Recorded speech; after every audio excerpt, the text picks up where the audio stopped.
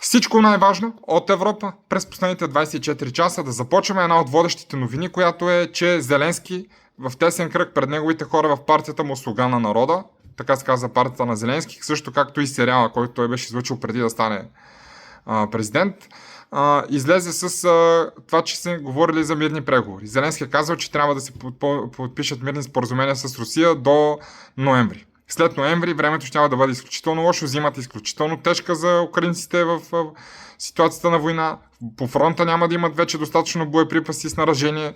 Затова Зеленски е заговорил пред тесен кръг, пускам и текста, си го видите, пред тесен кръг от хора, че трябва да се стигне до споразумение най-късно до ноември. Другото нещо, което той е говорил, че има възможност, не му се иска, но има възможност големите сили да се разберат за Украйна, без да присъства Украйна и просто да изсервират какво са решили. Този сценарий изобщо не му се иска, затова той иска да въвлече и Европа в мирните преговори, за да бъде сигурен, че няма да се окаже така, че интересите на Украйна изобщо да не бъдат зачетени при евентуални мирни преговори.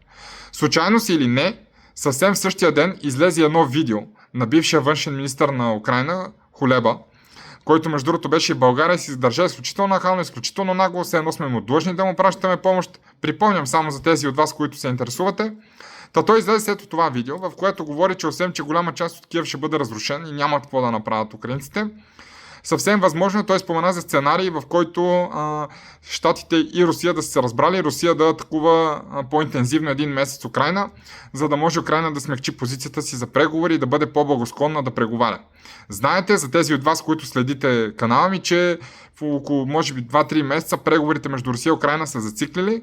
Дори самия Марко Рубио, външен министър на Щатите, който иска да сътрудничи при преговорите, беше казал, че и от двете страни няма промяна на позициите и тези позиции не са адекватни и няма как да се сключи мирно споразумение с тези позиции. Е съвсем възможно Русия и Щатите да са разбрали, Русия да ударят активно един месец Украйна, за да може Украйна да си смени позицията относно условията за мирни преговори. И виждаме, че това до някаква степен е факт, защото в същия ден излиза и именно това изказване на Зеленски.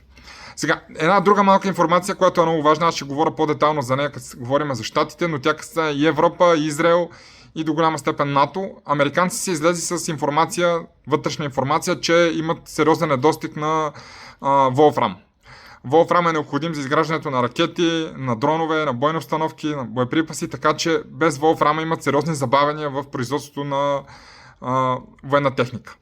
Което, само за кратка информация, Китай разполага с 80% в момента от производството на волфрам и те са принудили, тъй като не го дават на щатите, те са принудили щатите да обикалят света и да търсят, една статия дори излезе по темата, в която те са принудени щатите да обикалят световен мащаб и да търсят и да купуват скъпо и прескъпо другите 20% от световните наличности, за да могат да все пак да поддържат някакво производство на военна техника.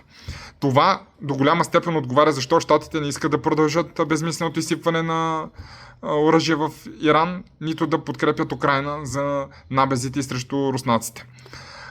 Това до голяма степен ще попречи на Европа за една бъдеща милитаризация, защото знаете, че Европейския съюз и НАТО се подготвят негласно за война с Русия. Надявам се това нищо да не стане, но натам върват нещата.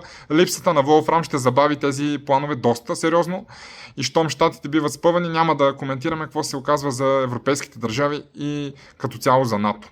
Като заговорихме за НАТО, между другото, те преместват един от най-големите си германско-холандски корпус на НАТО, с който разполага с между 40 до 60 хиляди войници, го преместват разделен в Естония и в Латвия.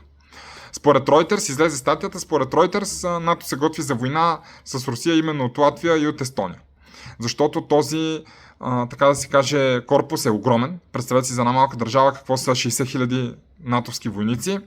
Те повече и повече войници биват струпвани на границата с Латвия и Естония с Русия и съвсем възможен сценарий за започване на военни конфликти с Русия именно от някои от тези две държави, или са те, или ще е Полша. Други няма кой да бъде. Сега, като стана въпрос за НАТО, излезе информация, че щатите, освен войници, които ще изтеглят от НАТО, аз ви казах за това нещо, защото те ще ги пренасочат към базите си в Гренландия, които сега откриват, то те ще изтеглят, ето го, и авиация, и дронове. Съществено при една евентуална война, явно виждате, че 8 хора ще изтеглят и самолети и дронове. Идва една тенденция много неприятна, в която виждам, че НАТО все повече и повече така стеснява обръча за война с Русия, докато щатите огледално все повече и повече се изтеглят, така да се каже, снаряжение и войници от Съюза. Което означава, че в един прекрасен момент може да случи сценария, в който НАТО започне война с Русия и щатите да ги няма вътре. Много лош сценарий за всички европейски държави, надявам се да не се случи. Сега, след като друго интересно, след като поредна неадекватна политика, сега ще ви покажа, след като руснаците предупредиха всички европейски държави, като цяло всички държави с посланици в Киев, да изтеглят посланиците си, тъй като се очакват масирани удари по Киев.